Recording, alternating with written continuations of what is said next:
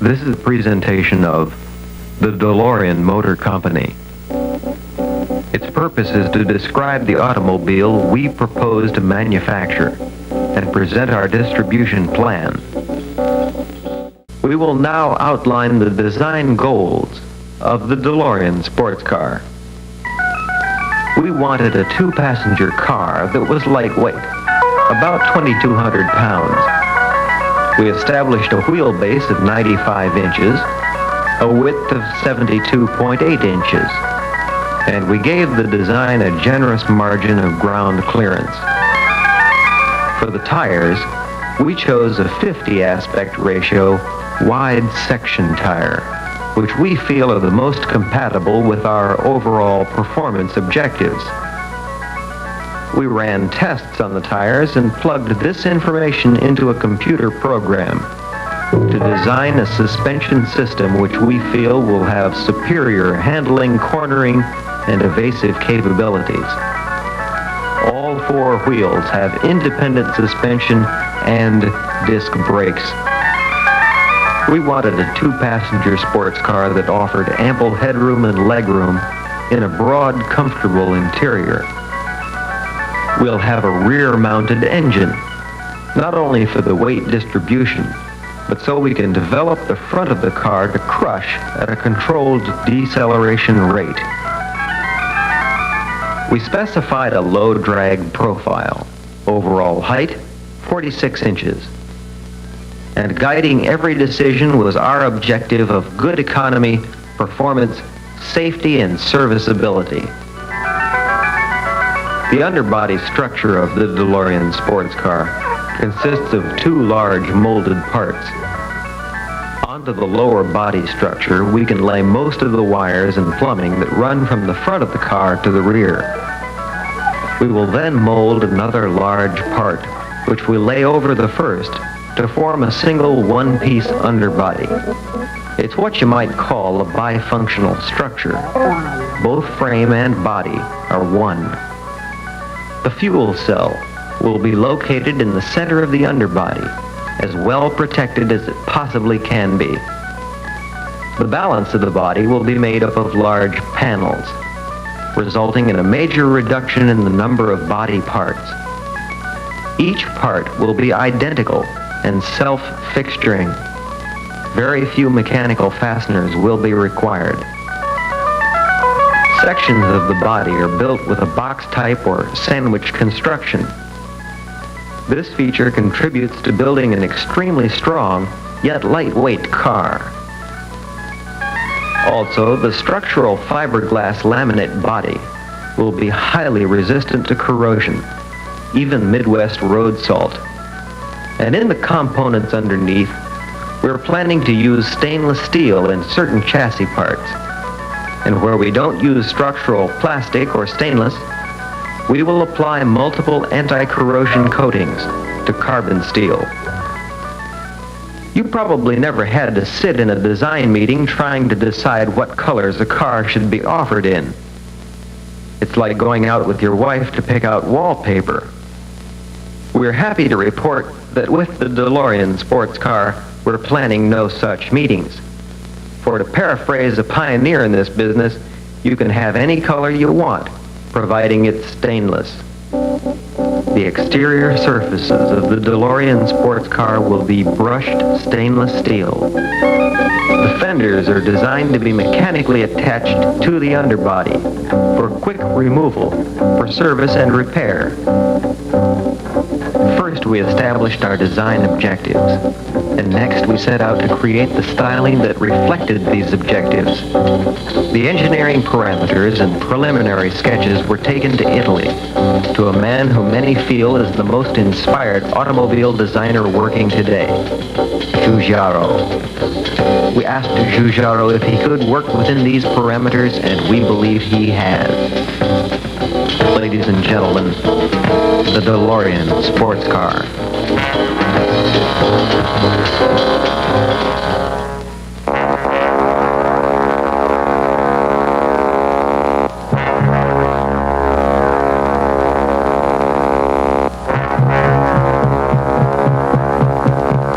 The Delorean Sports Car presents crisp aerodynamic Italian styling, featuring fully counterbalanced gull-wing doors, forward luggage compartment carpeted throughout, easily accessible rear engine compartment, and good rear visibility.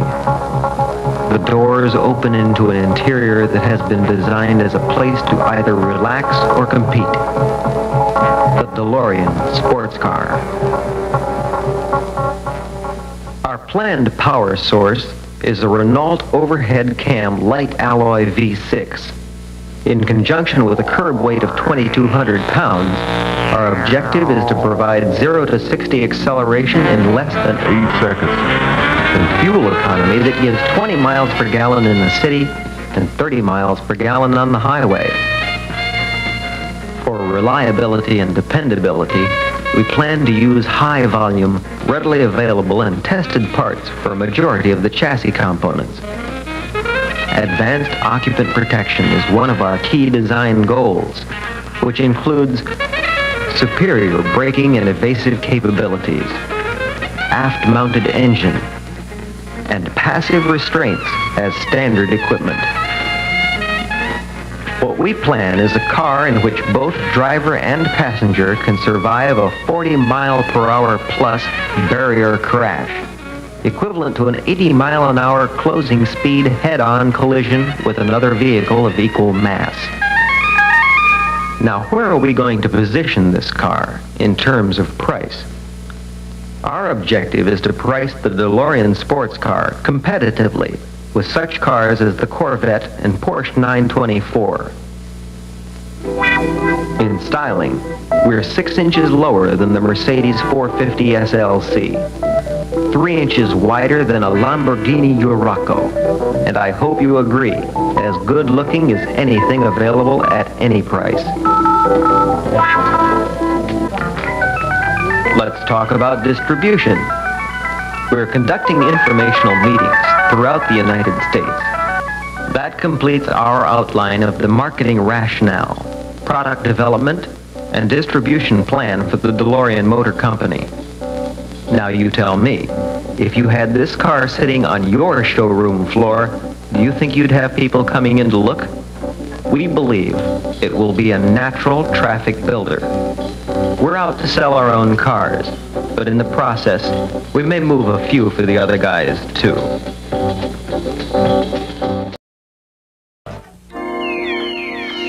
The Delorean. Gull-wing doors rise effortlessly, beckoning you inside. The sleek, stainless steel Delorean. Beautifully crafted for long life. The Delorean is one of the most awaited automobiles in automotive history. Drive the Delorean. Live the dream today.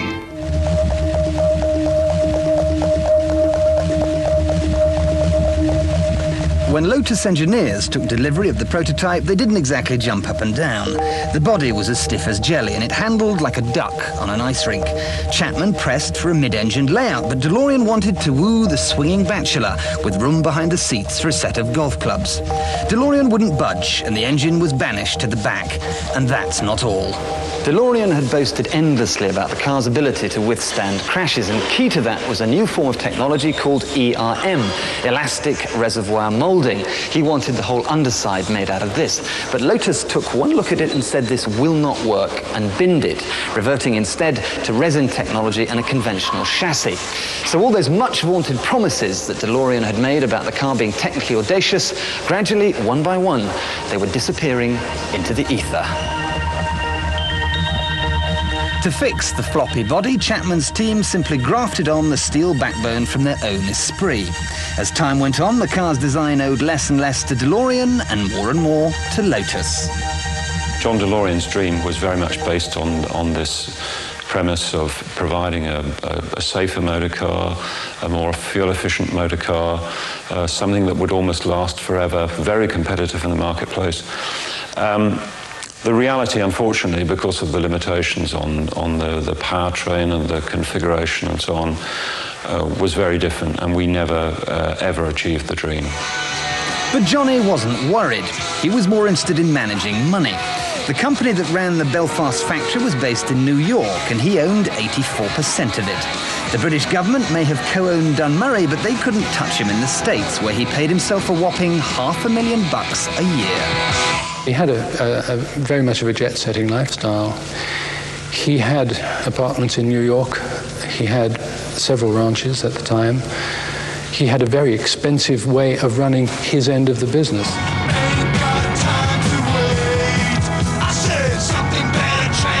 Back in Belfast, the factory was ready, but the car wasn't. In a panic stab at durability testing, cars were driven round the clock until bits broke or fell off.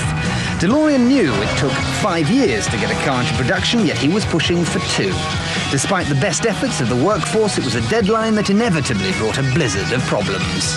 The car was brought into production sooner, in my opinion, than it should have been, with insufficient time to really develop the production problems out. So there were quite a few problems involved with the actual build quality of the cars. The result of that was that, I couldn't tell you how many, but the first several hundred were completely stripped and rebuilt in America before they went to the customer. In March '81, just 3 months after production started, the DMC-12 was launched at the Geneva Motor Show. The expectations for any vehicle that would really wow the public, it would have to be something very special, and this vehicle clearly was not that. The motoring press were generally nonplussed by the car. It was underpowered, it was an old design. Giugiaro had actually penned the thing 5 or 6 years earlier, and it hadn't changed or been updated very much. It really wasn't a sterling piece at all. And if the motor moguls over there in downtown Detroit had been worried about John Delorean's brave new car, they needn't have, because it was a sham. He'd promised airbags, he'd promised a plastic monocoque, he'd promised it would be cutting edge. It wasn't. GM would have made this car better. The doors, the much vaunted gull-wing doors, never ever worked. The struts were too weak, it never went all the way up. And because they were so complicated, the window wouldn't go down completely, so you had this letterbox slot in the door, making the interior feel like solitary confinement in Alcatraz. The engine, it wasn't Delorean's own, it was a warmed-over Renault 2.8-litre V6 out of the Renault 30. It produced in American spec a piffling, an inconsequential 130 brake horsepower. We're not talking quality here. Far from it. So apart from the futuristic stainless steel shell, underneath it was all very orthodox, very mediocre, and really rather dull. A bit like the driving experience.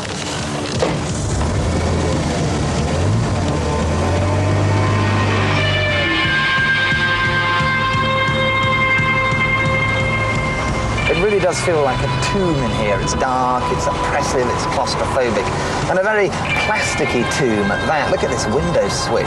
There's no headroom. Anybody over 6 foot, and you've got to wear a cushion on your head because you're constantly hitting the roof. Lotus might have sorted out the handling for the European versions, but for the American ones, they had to put squishy boulevard springs on them. But worst of all, it was supposed to cost just $12,000, which would have been great. But by the time it hit showroom carpets, it was listing at over 26 grand, putting it up against some very serious and capable opposition. Which would have been fine if the thing had been competitive, but it wasn't. Compared to titans like the Mercedes SL and the Porsche 911, it was hopeless. By the time the federal spec emission pipery was bolted onto the feeble Renault engine, it had all the performance of a rampaging glacier. You could throw a cat through the panel gaps and the interior just crumbled to the touch. It was perfume on a pig, but for a while nobody noticed that the Emperor was in the buff. The brouhaha fueled an initial burst in sales, and premiums were being paid. For the first 6 months, it even outsold Porsche. DeLorean was predicting sales of 10,000 a year. Oh, it was very, very exciting, and of course we always had mobs of people that were crowding around it. We had several invitations to take the car to car shows because nobody had ever seen it, so it was really a showstopper. Live the dream. Drive With the engine in the back, there was indeed room for a set of golf clubs, but other more important design details had escaped DeLorean's attention. The burnished steel showed up fingerprints like a mirror, and worse, the standard Renault alternator was too weak to cope with the demands of the electronics and air conditioning, flattening the battery in days. So if you popped the electronic locks from the inside, you could literally lock yourself in until someone came to prize you out.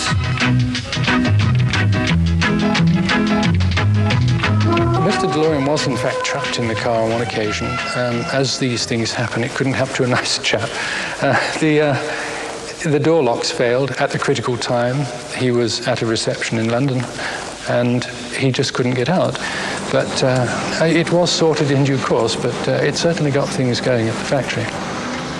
Sadly, it was too late. By the end of its first year, only 4,500 cars had found owners. But DeLorean needed more money and planned to float shares in his American parent firm. He needed his company to look busy and successful, so he actually stepped up production, putting raw recruits straight onto the line. Belfast was making cars no one wanted and hemorrhaging a fortune. Endlessly optimistic, DeLorean went to London to ask for yet more cash. But there'd been a seismic shift in the political landscape. Subsidies were out of fashion, and the iron hairdo was not for turning. It's a crime. DeLorean's luck finally ran out when he was accused of brokering a multi-million-dollar cocaine deal. Between this and the other, it'll generate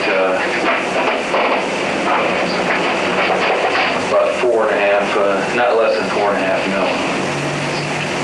Other gold. Gold weighs more than that for God's sake. A lot of success for everything. And for all your phone calls.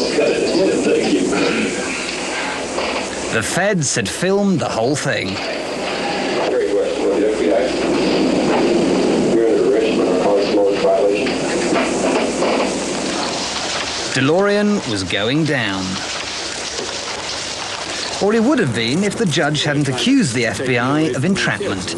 DeLorean was acquitted, but even he had to admit that his reputation was in tatters. I don't know, would you buy a used car from me? But the joke came as cold comfort for the 2,600 workers in Belfast. The factory was closed and the cars and equipment auctioned off for whatever they'd fetch. The feeling on the line during the last days of DeLorean was almost of desperation. There was a lot of resignation. I felt terribly sorry for everybody on the track there. They'd worked their guts out for the company. They'd come into the company knowing that it was the first job they'd had for years and years. They wondered why so many staff were being taken on and not being trained in the proper manner. And they became sort of resigned to the thought that they would earn as much money as they could while it lasted. So it was a terrible thing. Really depressing. So exactly how much money went into the project and where did it go? Well, the absurdity is, to this day, nobody is exactly sure. All we know is that the British government gambled £85 million. US investors bet another $8 million, and US dealers threw in $3.5. But when DeLorean was busted by the FBI, all that was left was a mere couple of $100,000. It's a gas. In 1984, a British government report concluded that over $17 million had disappeared without trace, and it was one of the worst abuses of taxpayers' money ever. But there are still those who insist that John DeLorean was a mere victim of circumstance, or worse. I understand that there are still a body of people, probably most of them owners of DeLorean automobiles, who think that it was a visionary car, who think that there was a conspiracy to stop it, who think that there were darker forces that forced this brilliant man out of business. And to them, I simply say nonsense. You know, there are probably a handful of people somewhere who still think the world is flat. Given all the obstacles, it's a miracle that the DMC was ever built at all, and that helps the mystique. Maybe that's why a man with a Ferrari and a Maserati has found space for one in his collection. You've got to be a certain amount of an extrovert and a little bit egotistical when you drive one of these, because without doubt everybody sort of has. You cannot be hidden in this. You know, wherever you go, someone's going to be saying, hello, what the hell's that? Is it a Lotus? Is it a Lamborghini? What the heck is it? And then, of course, you can see them say, it's a DeLorean. And I think that's the excitement of it. It is just so rare. To be quite honest, if I had to, for financial reasons, sell one of the three, the DeLorean would be the one to go, although, of course, it wouldn't raise anything like the money of the other two. But it will always be a very well-recognized piece of motoring history, I think, for many years to come. No doubt much aided by the Back to the Future films. The Future trilogy did indeed immortalize the car that John built. I'm going to take a little joyride. It would have been the greatest plug in auto history. Hasta la bye-bye! But it was all too late in the day. Universal Studios even opened a Back to the Future ride in Florida with, yep, you guessed it, 24 DeLorean replicas. Let's hope they're better made than the originals. The spectre of his ill-fated enterprise continues to haunt John DeLorean. He's just filed for bankruptcy and there's still a warrant out for his arrest in the UK. You'd think it was time for Johnny to quit the car business. Well, you'd be wrong. At this point in time, I'm doing a new project. I've got the financing in place to do another car project, and I'm doing it in a different way. The only thing I've asked is I don't want any profit from it. I want it all to go to certain charities. But in the meantime, I'm insisting that people who invested with me and believe in me are going to be repaid 2 for 1 on their investment. Looks like we haven't heard the last of Mr. John Zachary DeLorean. You have to admit, it is an incredible story. It would make a fantastic TV movie. There's just one tiny problem. Nobody would ever believe it.